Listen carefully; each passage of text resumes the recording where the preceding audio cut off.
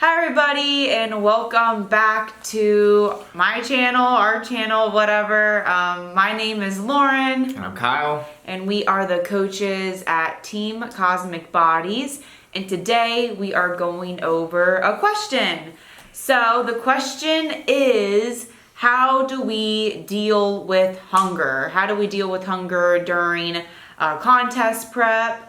And how do we deal with hunger if you're just dieting in general? And the main thing I just want to say real quick is that you are going to be hungry no matter what. You are dieting. If you're getting ready for a competition, you're like 5 weeks out.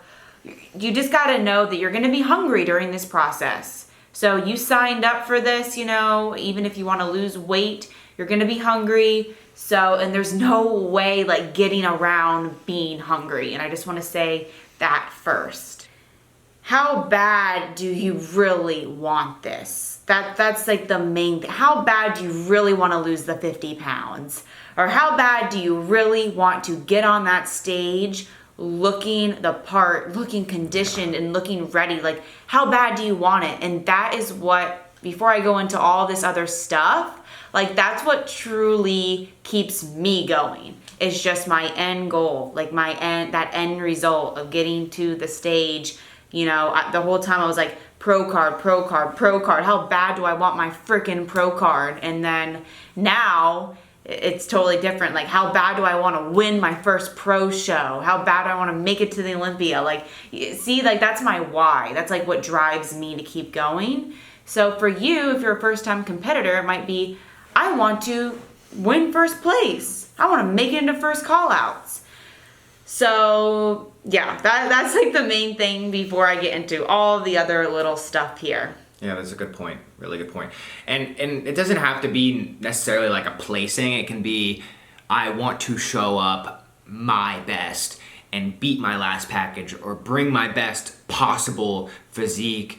And just push to your why. So we're gonna talk about like ways to get around the hunger feeling and what we do because there is ways to kind of get around it a little bit. There's two ways. There's two different things that you have to think about, and one of them is like in the moment right now what you can do, because we have tips on that, and then also more on like a physiological standpoint of like refeeds and stuff like that. So there is a couple ways of like how to actually just help with those hormones and not being hungry, but at a certain point, no matter what, you will feel that hunger feeling. Mm-hmm. So there's some stuff like in the moment acutely that you can do to help you that mentally and physically as well. Yep. So let's go over like those and moment things. You are hungry, what to do. So what me and Kyle did a lot during our contest prep is we drank a lot of tea. Like we drank so much tea. Green tea actually helps with fat loss too. Yeah, chemical in green tea. Yeah, and then we just drink a bunch of tea. I actually got a lot of flavored teas. Like we got this one like lemon cake tea. And you gotta you can't just chug this tea, you gotta make it last long, sip on it, make it last long. You can make the teas taste good if you I would put Splenda in mine. Splenda helps a lot during a contest prep. And it goes a long way. You can do a little bit of that, the Splenda stuff. And I was drinking green tea. I probably drank green tea 4 to 5 times a day from 40 weeks out to once I was 10 weeks out, I was just completely sick of it and I stopped. But I had this thought that it was gonna help me burn calories and boost my metabolism. And it probably did. A little. Over the week span, it all kind of, over 30 weeks, drinking green tea every day, 5 times a day. Yeah, but it also helped with in the moment, helping with cravings and stuff like that. Yeah, and I would, to make my tea taste better, I'd just put a little bit of almond milk in there, unsweetened almond milk. That helped. So. The last 10 weeks of prep, when I was really starting to just have a lot of cravings, I do think that lemon cake flavored tea was pretty beneficial for cravings. Yeah, I just went on Amazon and I typed in flavored tea and I got 10 boxes. It wasn't even that expensive, it's just random teas. So that you can do diet sodas, Fanta. Yeah, and then even carbonation drinks, like sparkling waters, like the carbonated sparkling waters. Yeah, This has a carb in it though. There's like less. from Costco. There's So stuff like that. You know, if you're getting hungry and you're not supposed to eat until like a few hours. You know, it's like, oh, I'm hungry, but my next meal's in an hour. There's stuff like that. You can drink some tea, make it slow. Drink on a diet, soda drink. So that's the first thing that I would recommend doing. What's the second thing to do? Crystal Light. Oh my God, we did Crystal. Crystal Light and sparkling water and Crystal Light and stuff like that really. Yeah. It's like almost too much. We were drinking so much Crystal I Light. don't know. We were drinking a lot of Crystal Light. Yeah. Okay, yeah. So. Okay, so what's the second thing to do if you are, get your mind out of the kitchen? What else to do? And this can help with like even people with binging stuff. These are good tips too. Yeah. But I do think like, right, some type of movement, like getting out of the house, so going on a walk and just doing some steps. I think I did that like 3 times a day. I would just like go do 10, 15, 20-minute walks. Yeah, if you have a dog or something, just get out of the house. If you're in the kitchen, you're like, oh my God, I'm so hungry, I want to eat something. Yeah. Just get out of the freaking kitchen, go outside, go on a walk, go walk around your lake or whatever it is. And then like meditation, maybe just if you actually like, stuck up with it and did it for like a week or 2, I think that's when you'll start getting those benefits, or just go doing something else, like getting your mind away from Yeah, if you gotta go run some errands, go do that. Honestly, just staying really busy helps during a prep. I mean, Kyle and I weren't as busy as we are right now, so it's really good to. And I wish I was. Yeah. I wish I was more busy. Yeah.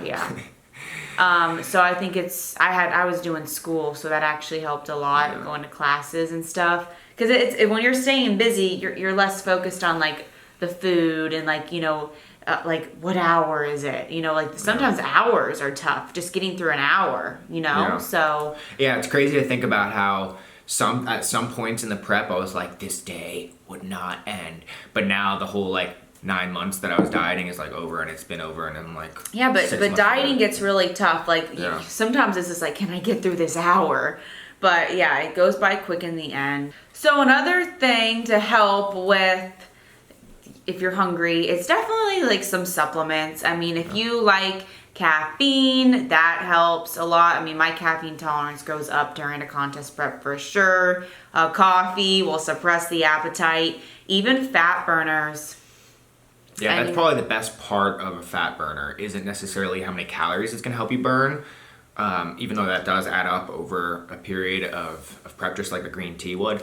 But, which a lot of the fat burners have green tea chemical in it.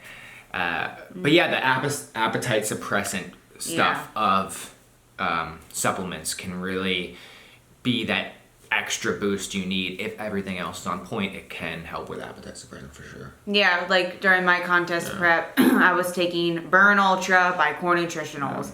It helped, it helped with my energy levels, helped with my mood, and it helped suppress my appetite. So stuff like that, take advantage of it during a contest prep. It does help. It really does. Just watch your caffeine tolerance, because you don't want to make it go too high. Yeah. So there's a lot of caffeine in fat burners. So sometimes if you can find a non-stim fat burner, like I think they're making one called Core Shreds or something Core like is that. now coming out with a non-stim, so I cannot wait. Phoenix has a non-stim fat burner that I used a little bit during my prep, and I thought it was a game changer at the end of prep for sure. So really, that's it, to be completely honest. If you go and do some physical activity, it kind of blunts your appetite. Like if you go work out, or cardio. if you go do your HIIT cardio, or you got to go do some cardio. Every time when I was like in the gym or doing a cardio session, that like blunted my appetite. But that's like, you're gonna be hungry, guys. Like it's hard. It is, and you gotta just stay focused on your goal and just try not to focus on it too much. I know it's hard, but yeah. So now that we've touched up a little bit on in the moment, how you can help with hunger, also how you can help with hunger is the refeed. So what I discussed earlier is, bringing the carbs up and bringing your calories up to estimated maintenance. And that could be for 1 day, 2 days, 3 days, or way longer, like weeks. And what that can do is kind of help with that hormonal stuff of appetite suppressant and how hungry, how hungry you become, and stress, cortisol, a lot of number of reasons. But just mainly on a week to week basis, let's say you do have some higher days, some higher calorie days, it takes you out of the deficit. And so the next day after your refeed, you're a little bit more satisfied, and it kind of helps you to keep digging.